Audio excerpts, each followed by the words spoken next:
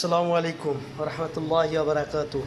এখন কোপ্তা বানাচ্ছি। কোপ্তা বানিয়ে কোপ্তার সঙ্গে সঙ্গে চিকেন মাদরুবা বানানো হচ্ছে।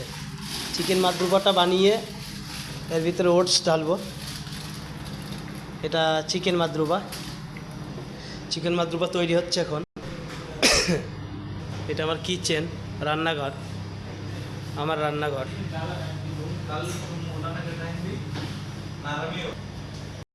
চিকেন মাদরুবার ভিতরে সাবাত ঢালবো, ধনিয়া ঢাল।